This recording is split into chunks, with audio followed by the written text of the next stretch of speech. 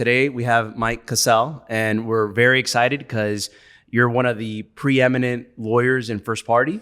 You're extremely well known. You try cases, you do appellate work, you do all sorts of stuff, especially when it comes to first party. So you're very knowledgeable. Thank you for being on today. We're very excited to have you. Well, thank you for that intro. I think it's more than I expected, but I appreciate it.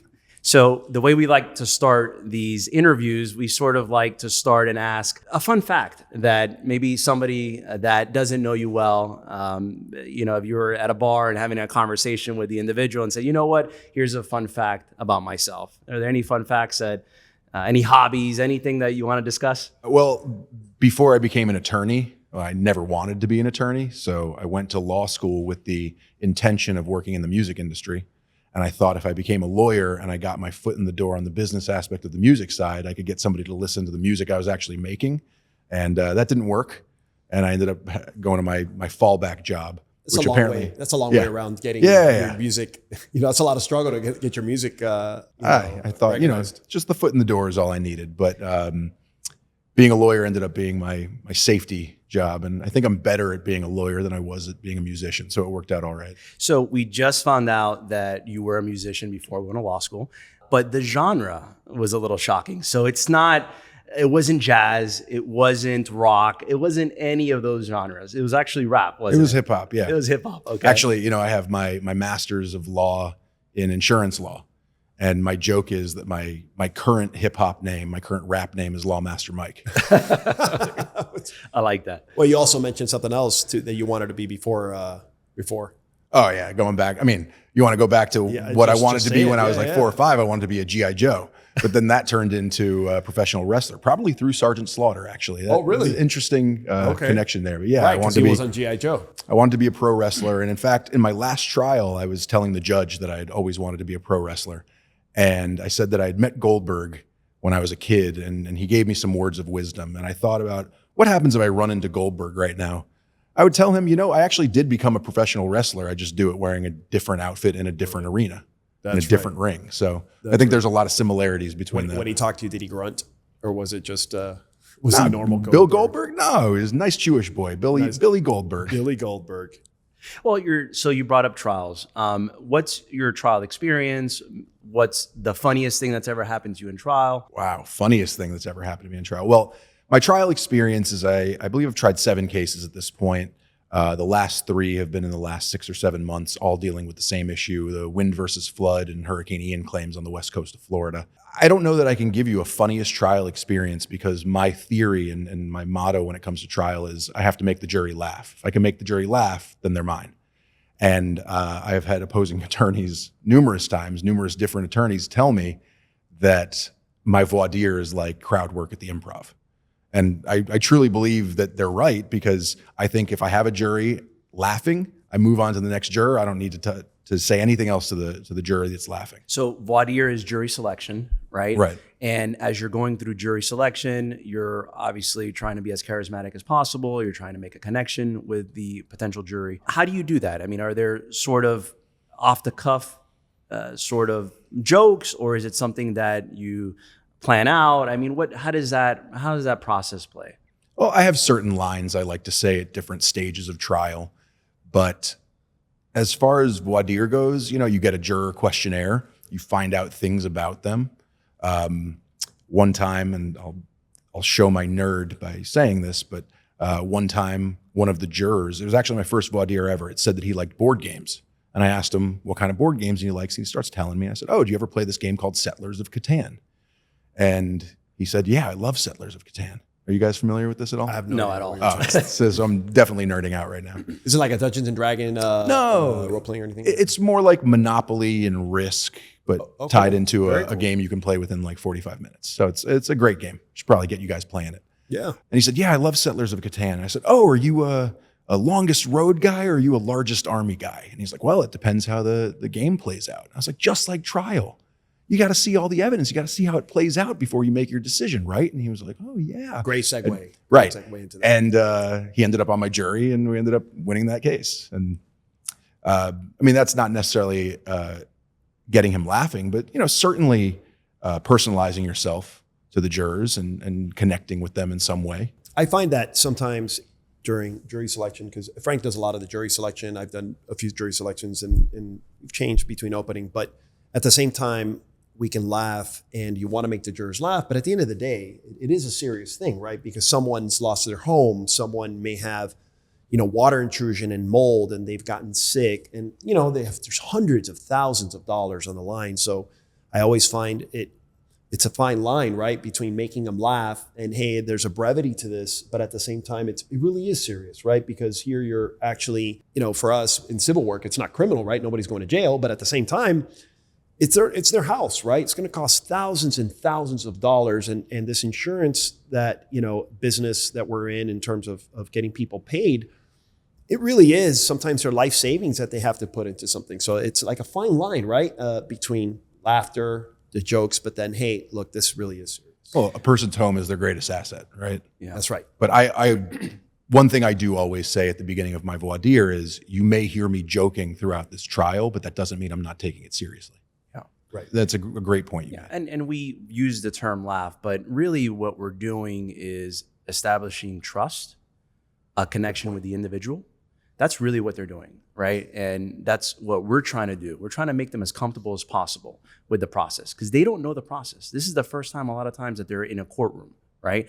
Sure. And they're being grilled by lawyers, right? So really what you're trying to do is be charismatic, establish trust, and just have them really feel comfortable with the entire process. That's really the ultimate goal, right? Yeah, absolutely. So a lot of times, and the reason I start asking what a funny moment in trial is because Ralph and I have all sorts of funny moments in trial for whatever reason. There's always something that happens in every trial that we go to where something funny happens. Last trial, I was in a direct examination with an individual, right? And the individual is a very emotional person, right? And it was actually during the cross-examination where it was a silly question that was asked of him, and he got upset. Oh, he lost his mind. He got really upset. Witnesses losing their mind on the stand? Yeah, No. He lost his mind. I was the one that had performed the direct examination on him, so I started to get a little nervous. I'm like, he is really acting out right now. He's outraged. He's yelling at the person, at the attorney that was cross-examining him. So I get a little nervous. His face is getting red. I stand up. I object. I ask for a sidebar, right? And this particular judge is very keen on the law. He wants an objection, and with case law, and he wants a very clear objection. So he calls us. I ask for a sidebar. We go to the side and he goes, okay, so what's your objection, counsel? And I'm like, Judge, I don't have one. I am so sorry. But things were getting really ugly out there. And so, we chuckled sort of. And obviously the law and the judge, he basically said, look, they're weighing the credibility of the witness. So if that's how he is and he's getting upset right now, that's what the jury's looking at. There's not much I can do there, right? But it was a funny moment because we got called to the side. He asked me what the objection was, and I really didn't have it. And the thing is, obviously, you got to be there. Right? Of course, because Frank is right. He didn't know if he even had an objection. He's wondering, I'm kicking him, like, stop it. Just stop him. Frank's like, oh. And Frank knew he wanted to stop him, but we want to follow the law, right? And he made the objection. Finally, Frank found another objection, which was on the whole insurance. You know how you can't mention really insurance. It's not that you can't mention insurance. In this case, it was a personal injury case, so we could not mention insurance. Right? It wasn't an insurance issue, and he was starting to mention. And opposing counsel, I think, did this on purpose. She knew she was pushing him to talk about Medicare and payment, which she knew. And Frank kind of, Judge, I don't have an objection, but he can't mention insurance, and we don't want it to go there. And then finally, he was able to kind of reel him in a little bit. No, so definitely. You popped up with something at the last minute, and that was good. So you've won. You said the last 3 trials, right? What sets you apart, would you say, in your trial preparation or the trial presentation? Is there anything that you could maybe attribute to your wins? Is it maybe some of the witnesses you've dealt with, maybe some of the experts, anything that comes to mind that helps you win these cases? One of the key pieces of advice I received as a young trial lawyer was always be yourself. If you try and put on a persona, if you try and mask who you really are, the jury sees that. People are observant. As much as people may not be collectively smart. A person is smart, and a person can pick up when when someone's trying to deceive them. So the key aspect of how I try cases is I'm always honest. And there are times where I make objections or times where I make motions before the court, and sometimes I realize I'm wrong, but instead of doubling down, I say, you know what? I'm wrong. I withdraw. I was getting ready to cross-examine an expert, and she was still up on direct, and she said something, and I made an objection that it was a new opinion never previously disclosed, and they pointed to where it was, and I said, you know what, Your Honor, I apologize. I'm incorrect. And that little thing in front of the jury, it's not a speaking objection. It's nothing improper. The jury saw that. Sidebar. Okay. The jury saw that. They said, what's the basis? They showed it to me. I said, you know what? I'm incorrect. I apologize, Your Honor. And the jury saw that. And I think things like that score points with them. Right. Because goes back to the trust with what Frank said. Right. I mean, there's an inherent belief in society that attorneys are slimy, that attorneys are just trying to tell you what you want to hear. My belief is you can own up to the flaws in your case. No case is perfect on either side. I've never had a perfect case. I had close to a perfect case once, but it still wasn't perfect. But if you own up to those flaws, sure, instead of trying to hide them, the jury receives that well and responds to it well. Yes. The facts of the case are certainly important, but just as important is the credibility that you establish with them. Right? Absolutely. And that's a key component, certainly. Whether it's how you're acting towards the judge, whether it's how you're acting towards the witnesses, right? Or just in openings or closings, it's the trust factor is a big component. So I agree with that. I was crossing, in my last trial, I was crossing a weather expert, and he's a well-known TV personality. And I was kind of having fun with him. And, you know, he's a weather expert. I'm not going to win my case with him, not losing my case with him. So I was having a good time. And I made a joke during my cross-examination, and the other side stood up and objected to it. And it was clearly objectionable. And I looked at the judge and I said, sustained. And the judge laughing, the jury's laughing. The only person not laughing is the defense attorney. Right. But, you know, there's a way to, again, bring levity into it, but also bring that credibility with it. What was that trial, Frank, where we had a trial and opposing, because I tend to lead a lot, okay? Frank makes fun of me, but I don't get objected. It's crazy. It doesn't even make sense. It's really bad. And the moment Frank asks one leading question, every time. Objection. Objection. No, for real. Like first or second, he can't get away with it. I think I do like hours, and I'll lead. And he says it's the way I ask it. And I guess it's the way I ask it. I kind of mask it. But it was a trial where we were asking questions. I was asking, the opposing counsel objected a bunch. And then at one point, like to make it with the jury, I look back and I go, what? Like I would look at opposing counsel like, like, are you going to object to that one? Are we good? And then I would continue, and the jury started laughing. And then at that point, yeah, you've gained their trust again. Yeah. Like you said. You mentioned the weather expert. So that was on cross-examination, you said, Mm-hmm. right? Yeah. Okay. There are different ways in which you handle different experts, right? Oh, absolutely. If they're certainly maybe more combative, you're going to ask them certain types of questions. Maybe they're not as important as the other expert, maybe that testified, maybe it was an engineer, I'm assuming, right? Yeah, that's right. How do you handle that? Are there different ways in which you ask the questions, or you said maybe the levity on some of the questions that were asked to him as opposed to maybe the engineer? How do you go about that? I try and remain very calm during my cross-examinations. I try and do it with a smile. I think like the nicer you are during cross-examination, if you're getting things that are, impeachment, or you're proving portions of their testimony wrong, the easier it is to tie that in to your closing. My aunt was she was in-house counsel at FPL for years. I think she tried. They fight a lot. Oh yeah. I can't speak to that, but I know that she tried somewhere between 20 and 25 cases in her career. And she boasts that she never lost a trial, which is pretty incredible, especially, personal injury. But I guess you don't take cases to trial that you think you're going to lose. But she told me very early on when I was talking to her, I think before my first case, she said, the secret to cross-examination? And I said, what is it? She said, don't. I said, really? It's like, don't do it if you don't need to do it. And if you need to do it, keep it as short as possible. And the cross-examination I did, the last engineer I did, It was like 4:35, and the judge had a pretty hard stop at 5 o'clock. And he said, "Mr. Cassel, would you like to continue this tomorrow?" I said, "No, Judge, I can get this done before 5. And I think at like 5:01, I stopped and I said, "See, Your Honor, we can all go home now." Yeah. It was a short cross-examination, and it proved to be very effective because what I did in closing in that case was, I think, what ended up winning the case.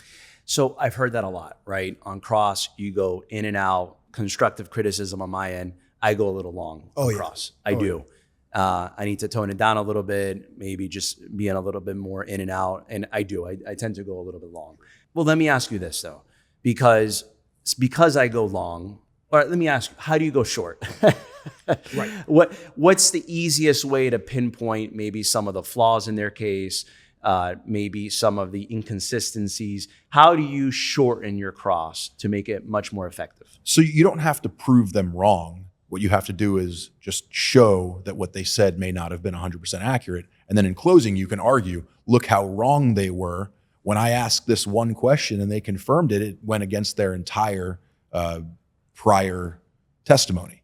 I mean, the other thing I love doing in cross is, all of the Bosher information, the financial bias, things of that nature, and tying that back into to closing argument and saying that is one of the last things you say. Like, why would they say this? Well, because they had a financial motive to say it. And here's the testimony, if you remember, what the financial motive was. That's a great point. Some of these engineers, they'll go up and they'll say, well, I get paid X amount of money because they're retained, let's say, Don and Engineering, right? What we need to do is get the financials for Don and Engineering, and they've just made millions and millions and millions of dollars. So of course they're going to find something wrong, and we've nailed a couple, like I said, of course you're going to find something wrong. It's certainly powerful. So you said the Bosher discovery. Bosher discovery deals with financials, right? So when you ask financial information on the expert, especially when they're on the stand, it makes them certainly uncomfortable. And then number two, it points out some of the biases, right? Because some of these experts get paid a lot of money to speak on behalf of one side, right? Correct. Oftentimes. So obviously you're working on the plaintiff side, and when you're asking these defense experts, they make millions and millions of dollars oftentimes, and that's where the bias comes out, right? Oh, absolutely. I try and hire experts that can say I work both sides, whether it's a large percentage or not. Some work 5%, 20%, whatever for the plaintiffs or for the defense side on behalf of insurance carriers. But I also, during my directs, I proactively ask my experts about their financial information, how much they're getting paid, how much they've been paid in the past, whether they've been hired by my firm in the past.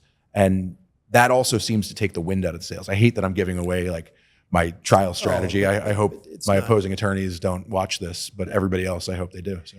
Well, it's an important part of the presentation of trial, right? You have to address the weaknesses in your case in chief before you give them an opportunity to address it, right? Because if they address it before you address it, all of a sudden it looks like you're hiding something, correct? Right? So goes back to what I was saying. You don't hide things, right? You can't hide it. You have to discuss the weaknesses, and certainly you have to take the wind out of their sails. So when you ask your expert their Bosher questions, right, their financials, how much they're getting paid, well, it gives you what? Control over the way you ask the question and the way those questions and responses are presented. If it's presented for the first time on cross-exam, not a good place to be, right? You want to have control over your weaknesses. You want to address them. Why? Because you want to be able to address them the way you want to address them, as opposed to them addressing it, right? That's right. So tell us a little bit about closing arguments. Is there anything that you do in particular in closing arguments that you think sets you apart? Do you use some sort of technology? Anything like that could help? I try to stay away from technology in the courtroom. When I was in law school, I never typed an exam. I always hand wrote everything because technology fails. Yeah. Technology has a tendency to fail when you need it most. So I always try and stay away from technology if I can. Closing arguments to me start with opening statements, because in opening statements, you promise what you're going to show them. In closing arguments, I remind them, I promised you I was going to show you this, and I delivered on that promise. It's another aspect of credibility that you develop with the jury. What I like to do during closing statements, and I don't remember, I think I started doing this maybe 3 or 4 trials ago. Somebody told me that I should just go and make a list of all the witnesses in order and hit on 3 or 4 things that each witness said. And I've started doing that, and I found it a little bit more difficult to do only 3 or 4 things. But basically, I go sit down and I make a list of the entire trial as it took place in order, and I say, you heard from this witness, and this witness told you X, Y, and Z. And on cross-examination, they said this, but remember, they also testified during their direct and during their redirect that may not have been 100% accurate on cross-examination, and you have to, weigh the testimony and see why the other side was trying to get them to say a certain thing. So I go through all of that. I've run into, in some situations, the rebuttal on cross where I've tried to save something for the rebuttal, and the other side has said, well, you didn't bring this up on the front end, so you can't now do it on the back end. So I at least try to sneak things in that I know I'm going to touch on in rebuttal in some way where I don't really heavily discuss it, so it doesn't really bring attention to it.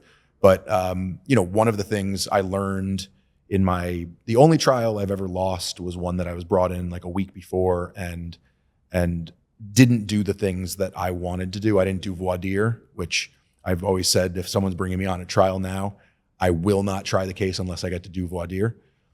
But I watched the other side, and they very masterfully went through the jury instructions and went through the verdict form. And when I saw that, I immediately adopted it. And I actually said to this lawyer afterwards, she was a really good lawyer, I said to her, every time I try a case, I try and learn something new, and I learned a lot from watching you. And I think there's no better teacher in a trial than the opposing attorney to see what is working and what isn't working, and how to then adopt that as part of your trial strategy. Yeah, we pick up little things from every. Yep. For example, we listen to. You're always educating yourself, right? And you'll listen to guys, Keith Mitnick, for example, he's done hundreds of trials, multi-million trials.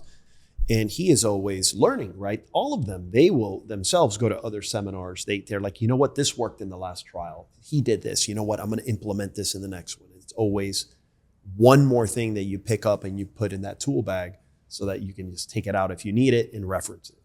Yeah, and I like that you mentioned that you pinpoint the witnesses that testified in the trial, and then you give some bullet points as to what they testified, right? Because essentially there's 2 different types of evidence that these juries end up looking at, right? Number one, they're going to see the documentary evidence, right? But there's so many documents oftentimes that it's voluminous, it bogs them down. They're not going to look at it, right? I think, my opinion, right? They'll shuffle through it when they're deliberating, but oftentimes I think it's just so many documents that they're not going to actually understand or look through the documents and see what they're looking for and then make a determination based off of that. I think primarily they look at the witnesses' credibility, their testimony. So it's really powerful to go back and say, look, remember what these guys said. This is what they testified to, because that's evidence too, right? That's testimonial evidence. So I think that's very important. I like that you brought that up. I try and use as little documentary evidence as possible during my trials. Obviously, we have the policy when we're dealing with the property insurance matter. I like to put in pictures. Pictures tell the story. And if the pictures aren't that great, maybe you don't put in the pictures. And other than that, there's not much that I use. And I allow the witnesses to give their evidence. One of the ones, if you've used, and maybe you've dealt with more denials on underpayments, which I love, is, hey, we found coverage for X, right? And once you throw that up there, we've won a few trials, and we will highlight and say they found it. Now they're coming and saying, oh no, it's this. Now they're saying it's wear and tear. Now they're saying it's deterioration or it's age related. They didn't think that on this day when they paid them, $2,000. Mind you, they should have paid him $50,000 or $100,000, whatever it was, or her, and just throw that in their face. Those little nuggets that you can kind of throw to a jury, and they'll remember that. Highlighting hypocrisy. That's right. That's actually a great one. Yeah. So a lot of times the jury, especially on closing arguments, right? Closing arguments can be 45 minutes to an hour, and if you're just talking to them the entire time, they're going to lose their train of thought. Their focus is not going to be there. So oftentimes it's a good idea to use different mediums, right? So whether it's a PowerPoint, whether you're writing something on a board, right? And that's sort of what I was asking earlier. Have you gotten a chance to use maybe a PowerPoint for closing? It also helps with the pace sometimes, right? So you're saying stuff for 5-10 minutes, then you look at the PowerPoint, you show them the PowerPoint, maybe a photograph, and you kind of go through it. So you're able to pace yourself a little bit better too when you're either showing photos on a PowerPoint or writing something down. Is that something that you've been able to implement in your trials? Yeah, so I've used whiteboards a fair amount. A friend of mine's dad is a big-time PI lawyer, and I think fairly recently he set some record for like the largest traumatic brain injury verdict in some state or in some region, whatever it was. And I remember I found the transcript. It was a federal court case, so everything was available on the docket. I found the transcript. I read the entire trial. And during his voir dire, he was talking about assigning points to evidence. And he said, I'm a big Miami Heat fan, and if the Miami Heat beat the Celtics by 1 point, that's the greater weight of the evidence. So the Miami Heat have won. It doesn't matter if it's 1 point or 100 points, they've won. And the first plaintiff's trial I had, I did that during my voir dire, and I pulled out a whiteboard during my closing, and I basically did tally marks. I had the plaintiff on one side, the defendant on the other side, and I went through the entire case from the claims adjustment through trial, and I just started tallying it up. And I said, and you get a point for this. And, this is a 3-point shot because how strong this evidence is. And then they said this, you know what? They lose a point, technical foul. And it was this whole. They might have 1 or 2 points on their side, but you have 10. Right. And at the end, I think it was like 46-12. And I was like, pretty good. I was like, this is the final point tally. If this were a sporting event, it would be 46-12. That's not the greater weight of the evidence. That is the evidence. See, that's why I like talking about stuff like that, because that's a great idea. We typically do it through like the scales of justice, but we do the same thing with the scales of justice. Right. But I like that. That's really interesting. So it's funny. I won that trial. I loved that worked. I told a lot of people about it, and people were very split on whether it was effective or not. Some people said I would never have done that. Or some people said you should never do that again. The next trial I had, the one that I lost, I tried it again and I ended up losing. Right. And I haven't done it since. Oh, yeah, you kind of feel like you jinxed yourself. Right. So that's an interesting point that I would love to talk about, right? Because the psychology and behind being a trial lawyer, it could be tough, right? Because there's very high highs and very low lows at times. You go in and you win, you think you're a god, right? But if you lose, all of a sudden you're the worst trial lawyer and you don't feel like trying any more cases because a jury's never going to like you. And it really takes a hit on your self-esteem a little bit, right? Sure. So talk us through that a little bit. Is that something that you've experienced? I'll say I'm a very superstitious person. And I think trial, very much like athletics, becomes a very superstitious process. Like the last trial I had, I remember the day of closing, I turned into the parking lot that I usually park in through the different entrance. And I was like, well, we're going to lose the trial now because I went in the wrong entrance. And there are certain things that I do, and I won't divulge all my superstitions because I think that hexes the superstitions. So I won't talk about them. But there's a certain feeling. I mean, trial itself is a wave. Right? It's up and down. The first day of trial may be going really poorly. The second day may go a lot better. And then you win or lose the last day and you're going like this the entire trial. The case that I lost, I remember really trying to put life into perspective afterwards. And I came home and my kid was already asleep and I just crawled into his bed and laid there. And I was like, you know what? This is really what matters. Plus, I really thought I was going to win on appeal, and I ended up not winning on appeal. So that's a whole thing. There's a motion for rehearing. I'm still hanging on to some little bit. Well, if you win, we'll have you back. That's right. That's right. About it. But I will tell you that getting into the car after a trial that you've won, you feel invincible. I mean, I have the last 3 trials have been in Lee County, so I've had a 2-hour drive, and the people on the other side of those trials, the lawyers on the other side, one of them was my friend going into the trial. One of them I became friends with during the trial and then tried my next case over there against him. And those drives home after a trial loss, that's probably not fun. And I tend to actually reach out to the other side afterwards and let them know, hey, you did a great job. I'm glad we could leave the courtroom the same way we entered. because, nothing's personal, and certainly there's never any personal attacks during trial. Anyone who does that, I think, is they're just trying to be a bully.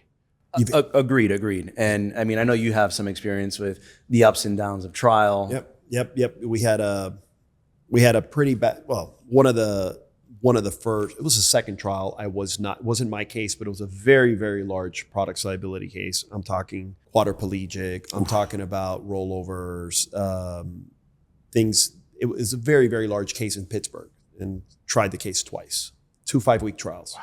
5 weeks? Yeah. First one was a hung jury. They took 3 or 4 days to deliberate. Hung jury.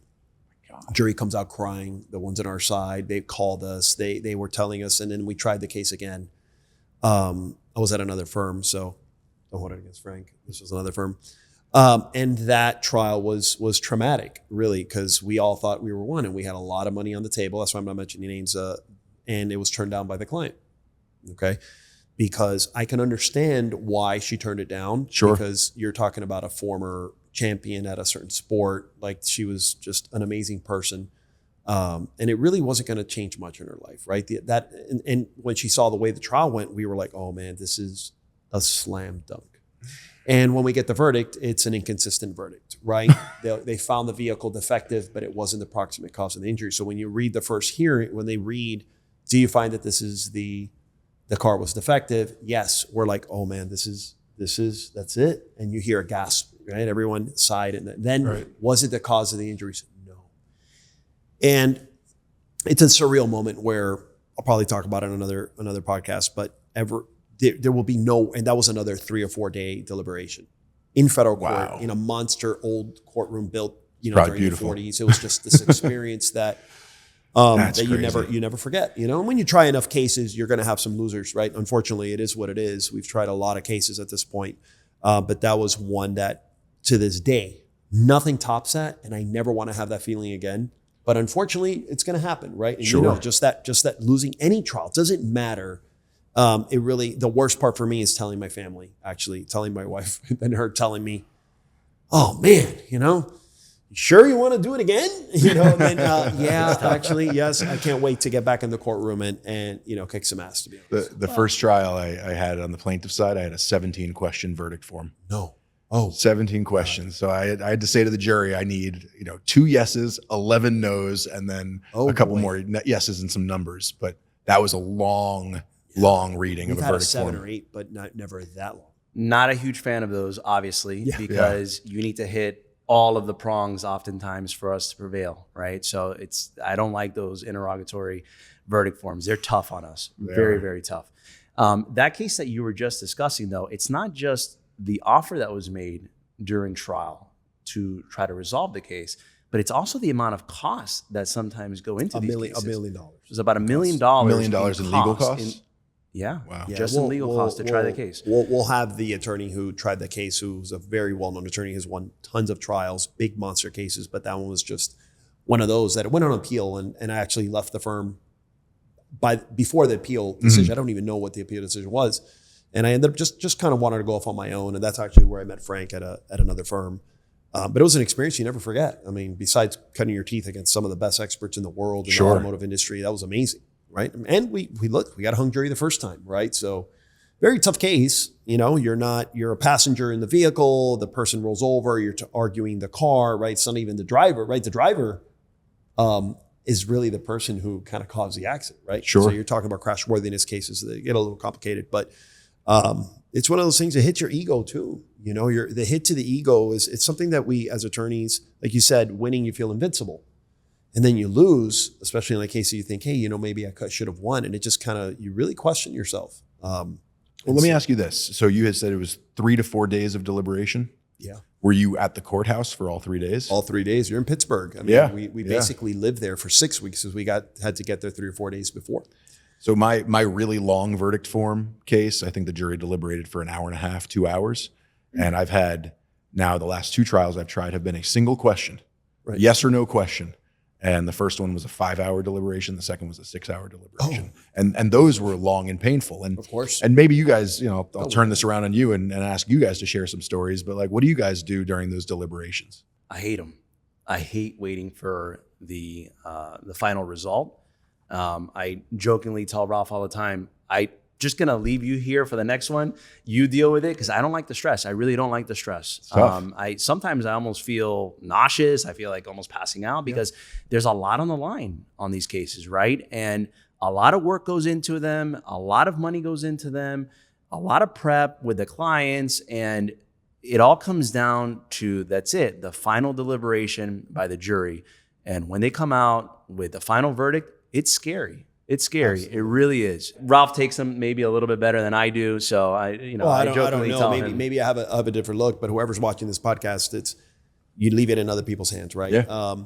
People who you've known for 3 or 4 days, you actually do learn a lot about them, obviously in voir dire, where you learn things about their past, maybe they haven't even spoken about. And then you might think, and then you start talking to yourself. So when we're alone, we'll say, "Oh, did you see this person? They're on the panel. I don't know if I like them." And then he'll say, "Oh no, I think I like them." And you don't know if that person is the person who's going to turn that entire jury around against you. Sure. And then just kind of come up with a thing. And then, you know how it goes, right? You think the longer it goes, maybe it's good for you. Oh, it was a quick one, but then a quick one, man, was that in your favor? Was it a denial? Did they find liability? It is a thing where you really, at the end of the day, don't know. And that uncertainty drives me nuts. And I go to eat. Frank barely eats during that time, because I do not eat during trial. Yeah. Oh no, I have dinner. I house food. I have to eat, because if not, I'll feel bad. I do the same thing. I don't eat much. No. I didn't eat today because I thought that this was going to feel like trial. So I haven't eaten all day, and I feel great. I have great energy. No, this is interesting. It's definitely not like trial. Yeah, definitely not. My first hour of jury deliberations is always spent on the phone. It's always calling people who I've talked to during the trial. I have a ton of attorneys who I've known over the years, family members who are attorneys, who are trial attorneys, and I always call them and talk to them about the trial beforehand to get their take on certain things. And through my storytelling, they may pick up on certain aspects that allow me to hone in on that for the jury. So I always end up on the phone for the first hour. The second hour is usually spent thinking, how the hell haven't they come back with a verdict yet? Yep. And then a call to the office. Hey, right. Did you call this other client on another case? Sure. Start checking emails, things like that. Right. That's another thing. You go to trial and there's how many unread emails? Hundreds. Minimum hundreds. It doesn't set you back 2 or 3 days you're in trial. Actually, it's like exponential, right? It's like double. Like you miss 50 emails, and then it compounds because you get some the next day and you're really out. And then you spend the next day just going through emails. You're like, oh my God, I missed this person maybe offering money. Oh, you haven't looked at my offer. Have you spoken to your client? I'm like, no, man, I've been trial. One of the things that bothers me is that the law prevents us from speaking with the jurors after, right? There's a standard jury instructions that says we can't approach them. We can't really talk to them. Right. I hate that, right? Do you have any thoughts on that? That's a good question. Because I don't like it at all. I wish at the very minimum that we would be able to have some constructive criticism, what we could do better, what we can do worse. I would love to talk to the jurors. Why not? I know that they're maybe a little bit concerned that we're going to somehow influence them. Sure. Or be upset that maybe they found against us and maybe tell the juror something. I'm assuming that's what the law is there for, and it sort of protects the jurors.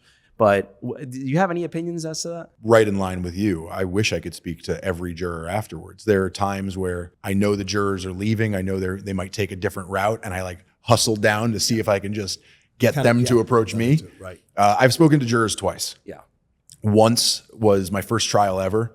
The juror saw me driving home on the highway from Palm Beach, signaled to me, and he asked me, "What's your phone number?" And I signed my phone number to him, and we talked on the phone. And he was like, "I don't understand what this jury instruction was all about." I found out that the jury instructions had been mislabeled. So when there was a juror question and we directed them to one of the instructions, it was the wrong instruction. It didn't make sense. Got it. So that was a hung jury. And then the second time was an alternate in one of my West Coast cases. And the alternate happened to be an insurance agent. And he was just like, "Oh yeah, there's no coverage for this at all. I know there's not."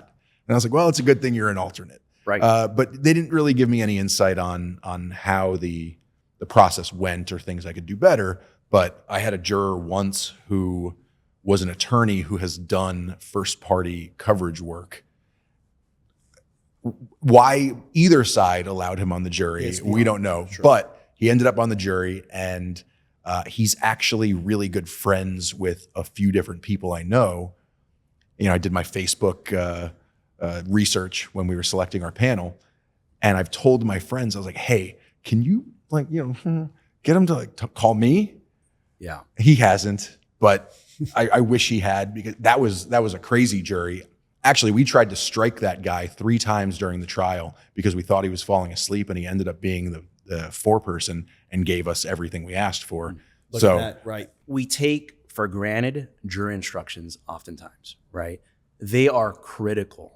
Sure. Because those are the instructions that the jurors take back during their deliberations. We were contacted once in a case that you're actually involved in by a juror.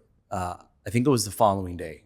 She called my office and was crying and told me that they wanted to find in our favor, but they didn't know how to, because some of the jury instructions that were allowed in that case were a little bit confusing. So they're very, very important. They're critical for the presentation of the case, but also that's what they take back there. That's what they're looking at. So get it right, go through it with them as often as possible, and make sure that they understand, because some of it can be a little bit complex, for sure. Yeah, It's complex for us. Sure. I mean, we're looking at coverage and policy provisions, and they're complicated that the judges look at. There was one judge that said, well, you guys wrote the policy. They said something like, I don't know, was sidebar something like, look, you guys don't understand it yourselves. I mean, and they really don't.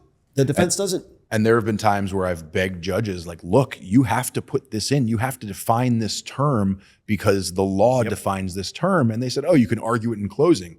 And I said, but then you're going to read them an instruction that says what the lawyers say is the law. Yep. So Right. how am I supposed to argue the law in closing if you don't deliver the law? We to did them? some research on that. agreed. It was on a personal injury case where we're not supposed to read the actual statute, right? But we can explain the gist of the statute. And ultimately, the judge decided the right way. He actually read them, what the statute was. But if they don't, then you're stuck like what you said. Right. What we say is not the law. Right. But then we're telling you it's the law. So It's tough. we ran out of time, but Oh, no. we are. I know. This was an happens every hour? single time. It's an Wow. hour. I really appreciate you coming. We'll have to at some point run this back. This was fun. Let us know maybe how that other appeal and the rehearing that you're having on that other case. I've got a and how couple it good goes. ones in the works. Okay, sounds Yeah. good. Yeah, Yeah. thanks for coming. It was a pleasure, Oh, it and was we'll awesome, do it again. guys. Thank you. Yeah, All right. thank you. Thanks, Mike.